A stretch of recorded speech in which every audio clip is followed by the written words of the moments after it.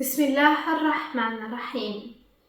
الحمد لله رب العالمين، والصلاة والسلام على سيدنا ونبينا محمد وعلى آله الطيبين الطاهرين وصحبه المنتجبين وعلى جميع الأنبياء الله والمرسلين. Emrin e Allahut të gjithë mëshirshmit, mëshirëplotit. Falënderimet më të sinqerta janë vetëm për Allahun e madhëruar. Paqja dhe mëshira e Allahut qofshin me profetin Muhammed, familjen e tij të pastër, shokët e tij të zgjedhur dhe me të gjithë të dërguarit dhe profetët e Allahut xhaleshanhu. Të nderuar dëgjues dhe shikues, ju përshëndes në përshëndetjen e bukur islame, përshëndetjen e paqes, përshëndetjen e banorëve të xhenetit. Assalamu alaikum wa rahmatullahi wa barakatuhu. Paqja, mëshira dhe begatit e Allahut qofshin mbi ju.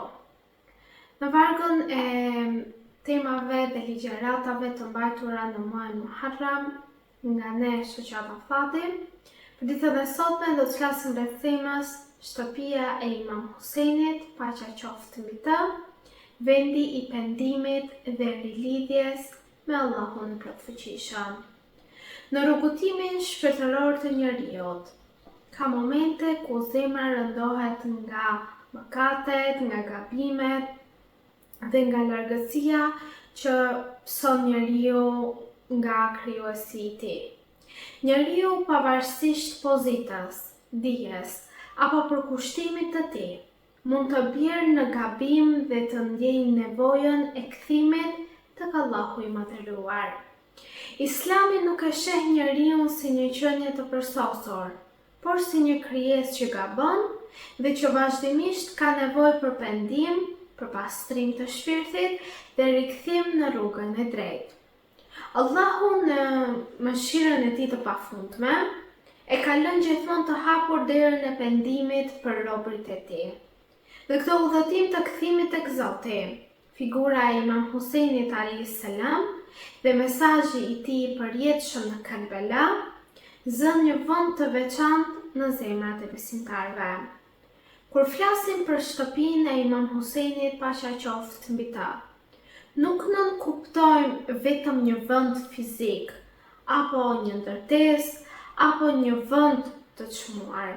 Shtëpia e Imam Husejnit nënkupton simbolin e mëshirës, e udhëzimit dhe sakrificës dhe kthimit tek rruga e Zotit të gjithësisë.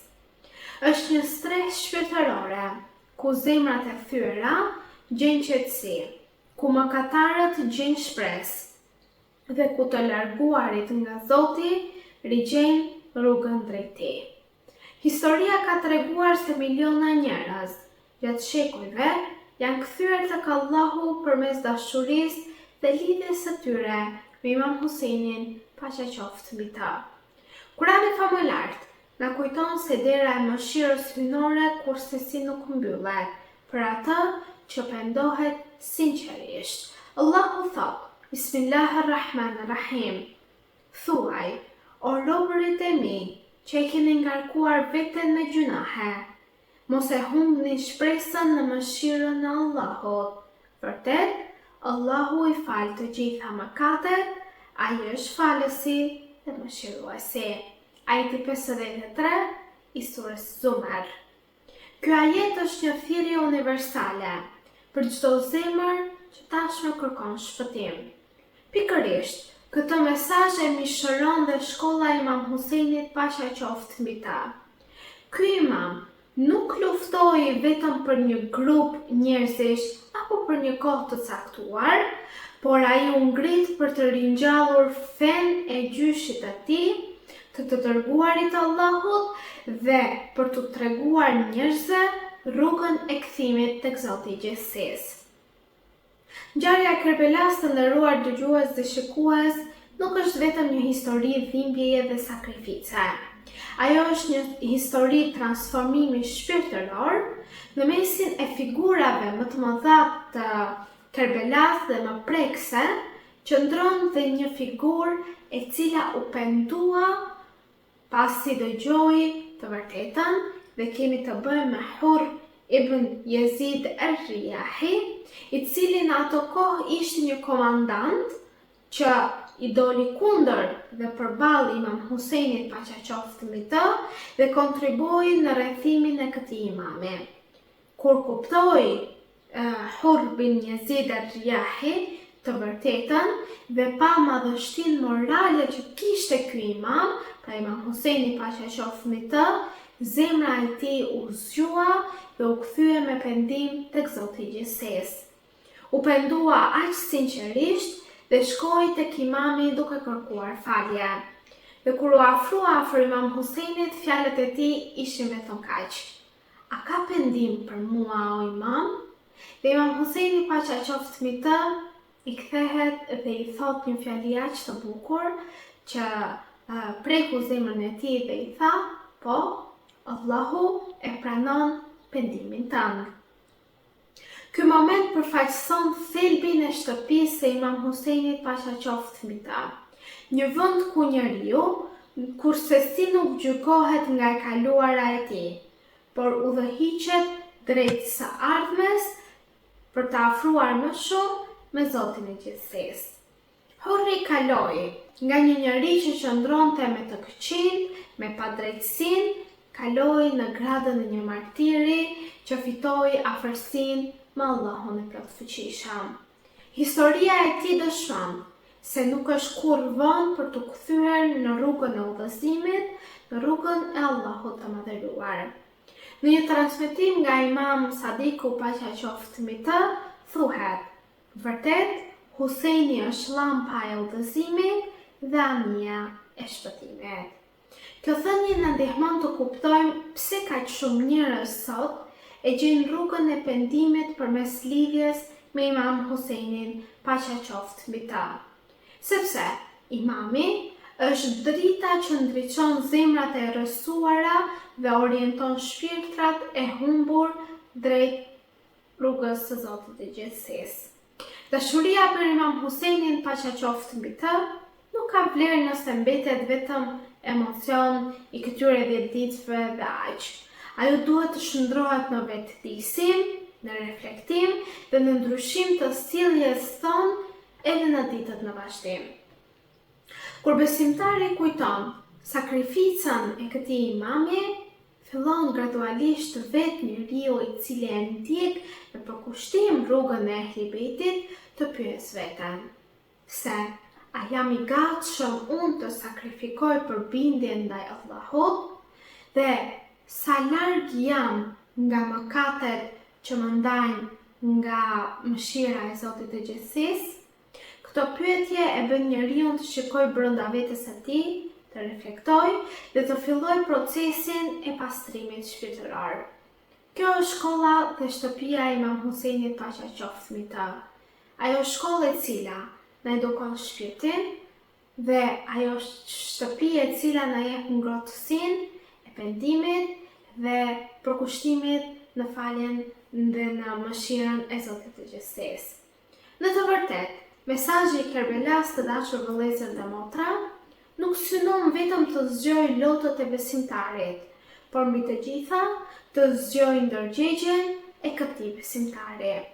Njeriu që e do sinqerisht Imam Husejnin paqja qoftë mbi të, përpiqet që kjo dashuri të reflektohet në veprat e tij të përditshme, në marrëdhëniet e tij me njerëzit, në përkushtimin ndaj adhurimit të Zotit një dhe të vetëm dhe largimin nga padrejtësia dhe mëkati. Shembulli i Ehli Bejtit është shembulli më i përkryer pas profetit Muhammed përsa i përket adhurimit. Prandaj, le të falemi, të agjërojmë, të adhurojmë Allahun Zotin një dhe të vetëm, ashtu siç adhurohet profeti Muhammed dhe Ehli Bejti i tij pastër dhe të lirë. Sa herë që përmendet emri Imam Husejnit, besimtari duhet të kujtojë se ai dha gjithçka për të mbrojtur të vërtetën dhe për të ruajtur fenë e Allahut. Prandaj, dashuria ndaj tij të bëhet e plot vetëm atëherë kur shndrohet në një forcë që e shtyen njeriu drejt pendimit, drejt përmirësimit të vetvetes dhe ecjes së vazhdueshme në rrugën e Allahut. Kjo është shtëpia e Imam Husejnit. Ai që hyn në këtë shtëpi del fitimtar si në këtë botë edhe në botën tjetër. Një aspekt i rëndësishëm i kësaj shtëpie është përgjegjësia morale. Imam Huseini nuk u ngrit për interesa personale, dhe ai ka thënë: "Unë nuk u ngrita dhe nuk dola për kryelartësi, padrejtësi apo për korrupsion, por dola për të reformuar umetin e gjyshit tim." Kjo deklarat na tregon se rruga e Imam Huseinit është rruga e reformimit të vetvetes dhe të shoqërisë anë mbrojtës. Pendimi i vërtet nuk kufizohet vetëm në fjalë. Ai ka nevojë për ndryshim, për përmirësim dhe për përkushtim ndaj së mirës. Vizita e varrit të Imam Huseinit, paqja qoftë mbi të nderuar dëgjues dhe shikues, ka qenë gjithmonë një burim frymëzimi për besimtarët. Miliona pelegrinë që vizitojnë Kerbela në ditët e sotme nuk shkojnë vetëm për të kujtuar një ngjarje historike, por shkojnë për të rinovuar beslidhjen e tyre me Allahun, për të penduar dhe për të gjetur tashmë atë rehatin shpirtërore që gjatë gjithë vitit e kërkojnë në atë vend. Lotët që derdhen për Imam Huseinin, paqja qoftë mbi të, nuk janë vetëm lot pikëllime, por ato janë lot pendimi, reflektimi dhe afërsie me Zotin e gjithësisë. Imam Bakri, paqja qoftë mbi të, ka thënë: "Nuk ka si dita e Huseinit." Kjo sepse Kerbelaja, të dashur vëllezër dhe motra, përmbledh në vetvete të gjitha mësimet e besimit, e sinqeritetit, e durimit dhe sakrificës, përmbledh drejtësinë dhe besnikërinë, dhe mbi të gjitha dorëzimin e vetes sonë para vullnetit të Zotit të gjithësisë. Kush e kupton mesazhin e Kerbelas, e kupton më mirë dhe rrugën që e çon drejt Allahut të Madhëruar. Në jetën e përditshme, shumë njerëz ndihen të humbur për shkak të gabimeve që kanë bërë. Disa mendojnë se mëkatet e tyre janë aq të mëdha sa Allahu nuk do t'i falë, të tjerë e shtyn pendimin duke menduar se se ka akoma kohë. Mirë po, mesazhi i Imam Huseinit është se dera e kthimit tek Allahu është në çdo moment dhe çdo sekondë të jetës sonë e hapur. Çdo moment duhet të jetë fillimi i një jete të re për ne. Çdo lot i sinqert mund të bëhet shkak për faljen hynore. Çdo hap drejt Allahut gjen përballë mëshirën e tij të pafund. Prandaj, të dashur vëllezër dhe motra, shtëpia e Imam Huseinit, paqja qoftë mbi të, mbetet një simbol i përhershëm i shpresës. Ajo është vendi ku zemrat e thyera gjejnë ngushëllim, ku mëkatarët gjejnë falje dhe ku të humburit gjejnë tashmë drejtim. Ajo është shkolla ku njeriu mëson se asnjë gabim nuk është më i madh se mëshira e Allahut dhe se asnjë largësi nuk është e pakapërcyeshme kur ekziston dëshira e sinqertë për të kthyer te krijuesi i gjithësisë. Prandaj, të dashur ndjekës rrugës e Ehlibetit në këtë ditë, mund të themi se shtëpia e Imam Huseinit, paqja qoftë mbi të, është shumë më tepër se një vend apo një kujtim historik. Ajo është një rrugë drejt Allahut, një streh për shpirtrat që kërkojnë qetësi dhe një ftesë e vazhdueshme për pendim e rilidhje me Zotin. Kush hyn në këtë shkollë me zemër të sinqertë, mëson se shpresa nuk humbet kurrë, se mëshira hynore është gjithmonë pranë teje dhe se rruga drejt Allahut mbetet e hapur për çdo njeri deri në frymën e fundit të tij. Në këtë kuptim, shtëpia e Imam Huseinit, paqja qoftë mbi të, vazhdon të jetë edhe sot vendi i pendimit, i transformimit shpirtëror dhe i rilidhjes së njeriut me Allahun e plot fuqishëm.